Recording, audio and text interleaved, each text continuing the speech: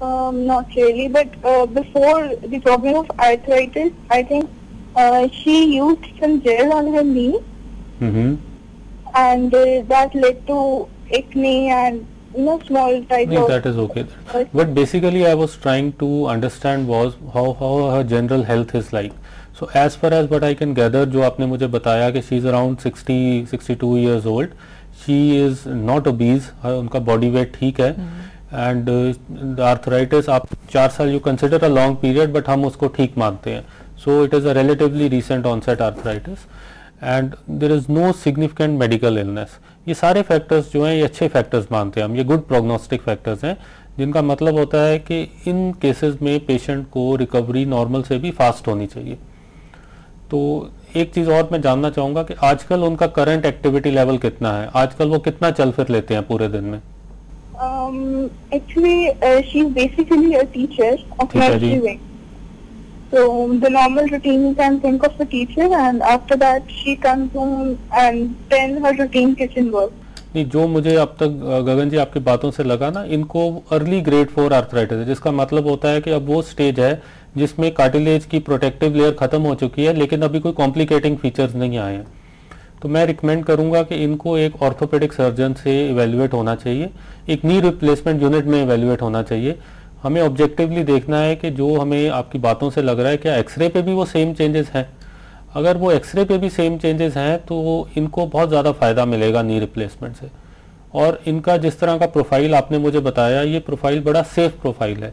सो इनको कोई इसमें रिलेटिवली बड़ी लो रिस्क सर्जरी होगी इनके लिए, अगर इनको हम डिसाइड करते हैं सर्जरी के लिए। जी गगन, आई होप आपके सवाल का जवाब आपको मिल गया। डॉक्टर साहब, हमारे पास बहुत सारे ईमेल्स आए और लार्जली सब एक ही बात जानना चाहते हैं कि खर्चा कितना होता है इसमें।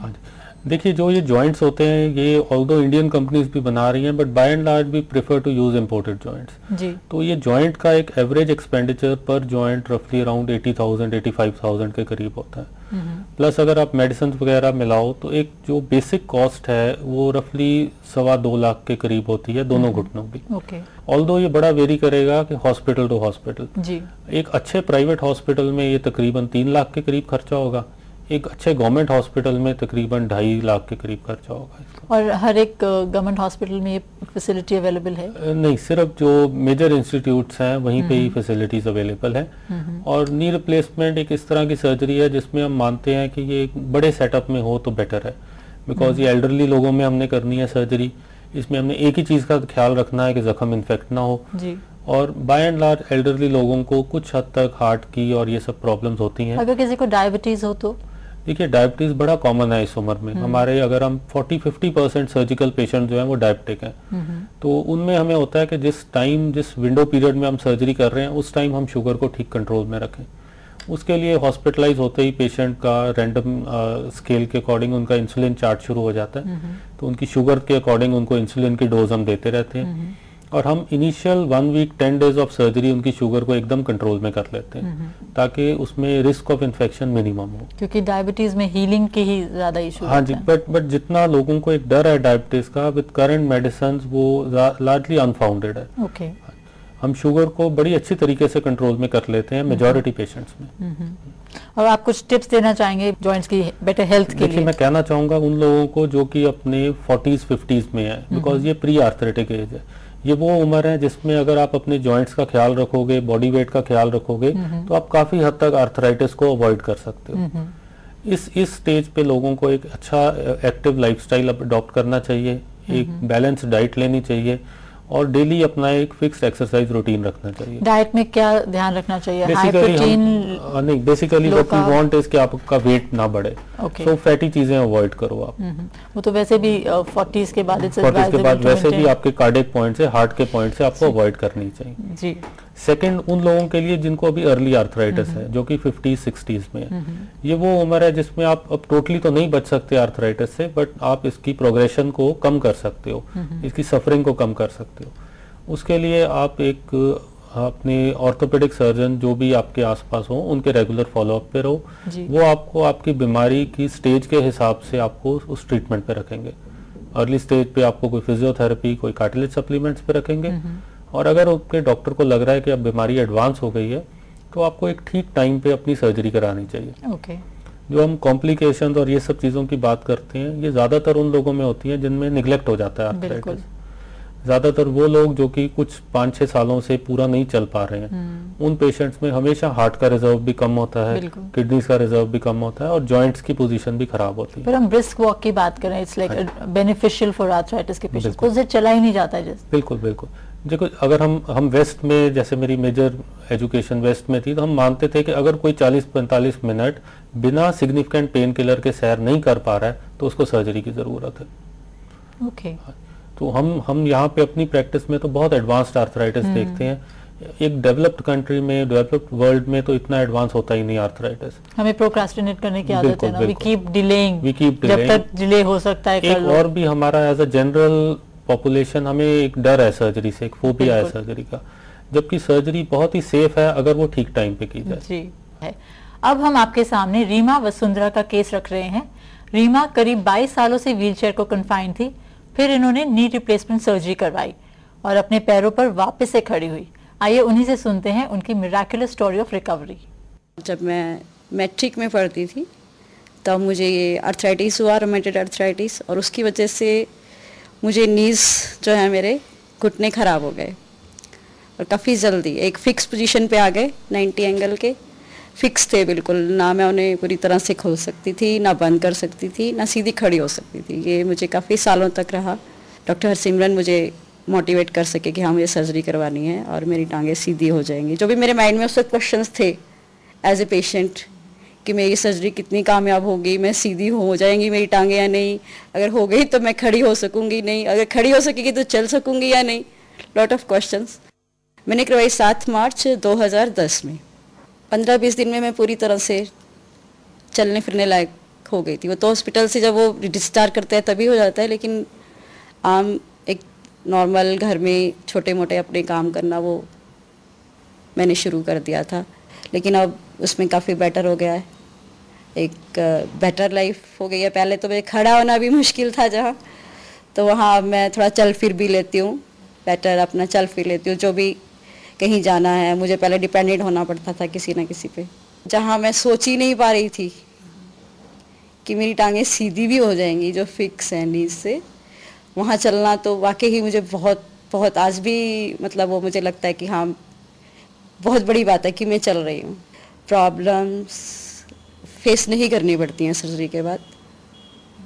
ये हमारे सबके जो होता है ना, पेशेंट्स के माइंड में होता है कि नहीं वो पता नहीं चल सकेंगे या नहीं, ठीक से बैठ सकेंगे या नहीं, ऐसा कुछ नहीं होता। डॉक्टर साहब हमें इस पेशेंट के बारे में कुछ बताइए प्लीज़। देखिए जी, miss Reema Vasundhara around 45 year old और बड़ी पॉजिटिव फ्रेम ऑफ माइंड के, बड़ी प्लेजेंट लेडी हैं।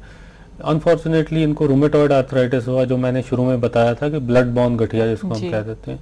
तो इनके केस में जो एक हम कहेंगे एक तरह से कि डिजीज निगलेक्ट हुआ कि इस स्टेज तक बढ़ गया वो कि इनके जोड़ जो थे आपस में जुड़ गई, दोनों बोन्स, ऊपर की और निचली बोन जो थी, कार्टिलेज खत्म होने के बाद दोनों हड्डियां आपस में जुड़ गई और वो जुड़ गई 90 डिग्री एंगल पे। तो ये फ्यूज हो गई दोनों बोन, 90 डिग्री मूवमेंट पे फ्यूज हो गई। ना तो ये जोड़ को सीधा कर सकते थे, ना आगे मोड़ सकते थे। ऐसे केसेस बहुत रेयर होते हैं, बिकॉज कि या तो ये लोग सर्जरी नहीं ऑप्ट करते इतनी लेट स्टेज पे, और या जो कि मेजॉरिटी डेवलप्ड वर्ल्ड में बहुत पहले हो जाती हैं सर्जरीज। तो इनके केस में हमें स्पेशल इम्प्लांट्स यूज करने पड़े, जो कि हमने जर्मनी से खास मंगाए थे, एंड अल्टीमेटली जो रिजल्ट्स थे वो बहुत बढ़िया थे। एंड समवन जो कि व्हीलचेयर बाउंड थी वो अपने आप अपने सारे काम कर सके, सीधा चल फिर सकते हैं, शुरू हो गया। उन्होंने अपना टीचिंग प्रोफेशन दोबारा ज्वाइन कर लिया। और तो मेरा जो मोटिव है इस इन रूमेटॉइड आर्थराइटिस में, हमारे पास बहुत छोटी विंडो ऑफ अपॉर्चुनिटी है सर्जन्स के पास। एक स्टेज के बाद अगर एक स्टेज से ज्यादा बीमारी हो जाए, आपकी टांगे टेढ़ी हो जाए एक स्टेज से ज्यादा, तो हमारे लिए सर्जन उसको ठीक करना बहुत मुश्किल हो जाता है। रूमेटॉइड आर्थराइटिस के पेशेंट्स खासकर उनको बहुत ठीक टाइम पे ऑपरेशन होना चाहिए उनका। हमने नीज की like we spoke about hope for the degenerative नीज, इसका इफेक्ट कितनी देर तक रहता है? देखिए, जो एवरेज लाइफ स्पैन हम एक्सपेक्ट करते हैं मॉडर्न जॉइंट्स में, वो अगर आपका बॉडी वेट ठीक है तो एटलीस्ट 15-20 ईयर्स हम एक्सपेक्ट करते हैं। नॉर्मली क्या होता है, जो बोन है उसके साथ हमने ये मेटल की कैप्स डाल दी। ये एक आर्टिफिशियल मटेरियल है, जिस तरह कोई नई मशीनरी है उस तरह टाइम के साथ इसने थोड़ा थोड़ा वियर आउट हो जाना है। बट अगर 15-20 साल के बाद ये वियर आउट हो जाता है तो हम इसको बदल के नया इम्प्लांट डाल सकते हैं। ओके। तो जो एक नॉर्मल गलत परसेप्शन है लोगों को कि घुटने की सर्जरी एक ही बारी होगी, जब ये इसका लाइफ स्पैन खत्म हो गया तो दोबारा नहीं हो पाएगी, वो गलत है। ओके। हम हर महीने में कुछ लोग 4-5 पेशेंट्स ऐसे जरूर होते हैं जिनका कि हम उसके जॉइंट की लाइफ खत्म हो चुकी है और हम नया जॉइंट डाल रहे हैं। हमने बात की कि हम इनको इम्प्लांट्स को इंपोर्ट करते हैं, तो टाइम गैप क्या रहता है बिटवीन जब पेशेंट आपके पास आता है पहले एंड सर्जरी? आजकल तो जी हर बड़े हॉस्पिटल में इनका पूरा स्टॉक मेंटेन्ड होता है। तो पेशेंट को कोई वेटिंग टाइम साइज वेरी नहीं करता पेशेंट? हमारे पास रेंज होती है इनके साइजेस की। जो ये जॉइंट्स होते हैं ये हमारे पास right from size 1 to size 8 इस तरह के छोटे छोटे वेरिएशन में हमारे पास साइजेस होते हैं। आजकल हमारे पास कंप्यूटर नेविगेटर टेक्नोलॉजी है जिससे कि हम ऑन टेबल बेस्ट साइज जो इनको पेशेंट को फिट आ रहा है वो सेम यूज कर सकते हैं। और कुछ पेशेंट्स के लिए हमारे पास ये भी अपॉर्चुनिटी है कि हम उनका सीटी या एमआरआई अमेरिका भेजें और वहां से उनके साइज के इंस्ट्रूमेंट्स बन के आए। ऑल्दो इम्प्लांट तो फिर भी वही है जो शेल्फ पे हमारे पड़े हैं, बट उनके लिए हम कस्टम मेड इंस्ट्रूमेंटेशन भी मंगा सकते हैं। तो वो तो I will not go into technical details कि किनको जरूरत है, बट मेजॉरिटी पेशेंट्स को नहीं जरूरत होती कस्टम मेड। तो कभी आपको ऐसा कुछ एक्सपीरियंस हुआ है कि आपको एक पेशेंट को या उसके फैमिली मेंबर्स को मोटिवेट करना पड़ा हो to go in for surgery? बिल्कुल, हमें तो on a daily basis patients को मोटिवेट करना पड़ता है। तो आप कैसे करते हैं वो? आजकल जो मैंने सबसे आसान तरीका ढूंढा है कि मैं पेशेंट्स को उनके शहर में या उनकी लोकेलिटी में जो पेशेंट्स हैं उनके डाटा बैंक से नंबर दे देता हूँ। और इतने सारी सर्जरीज हो रही हैं तो सारी सर्जरीज होंगी रफली हर पंजाब के हर मेजर शहर में, या मैं कहूँगा हर मेजर कॉलोनी में हमने किसी ना किसी का ऑपरेशन किया हुआ है। तो लोगों को हम उस डाटा बैंक में से उनके नेबरहुड में जिसका ऑपरेशन हुआ उसका कांटेक्ट दे देते हैं, और पेशेंट से बेटर उनको कोई और मोटिवेट नहीं कर सकता। बिल्कुल, वही रीमा जी भी बता रही थी। हाँ जी, बिल्कुल बिल्कुल। ठीक है डॉक्टर हरसिमरन, आपने अपने कीमती शेड्यूल में से हमारे लिए टाइम निकाला, उसके लिए thank you very much. Thank you Ritu जी। मैं I would like to thank day and night channel, उन्होंने इतना इन्फॉर्मेटिव प्रोग्राम शुरू किया, और as for a general population मैं उनको कहूँगा कि अब हम टाइम आ गया है कि हम वेस्ट के साथ भी स्टेप टू स्टेप मैच करें जी। जो सर्जरी का या जो करेक्ट ट्रीटमेंट का एक फोबिया है वो काफी हद तक हमें पीछे खींच रहा है जी, उसको ओवरकम करने का टाइम अब आ गया जी। Thank you so much. Thank you. तो आपने जाना कि कैसे एक ऑपरेशन से आर्थराइटिस जैसी तकलीफ दे बीमारी से हम निपट सकते हैं। बहुत ही सिंपल सी बात है, जब आपके पास समस्या का समाधान है तो आप बेकार में दर्द को क्यों सहना चाहते हैं।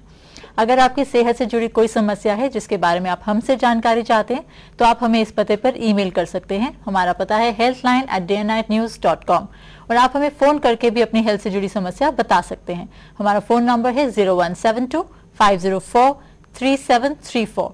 हमारा नंबर आप अपनी टीवी स्क्रीन पर भी देख सकते हैं। और फिलहाल अभी के लिए हेल्थलाइन में बस इतना ही। अगले हफ्ते हम फिर हाजिर होंगे एक नई बीमारी के बारे में आपके सवालों के जवाब लेकर। तब तक के लिए नमस्कार एंड स्टे हेल्दी।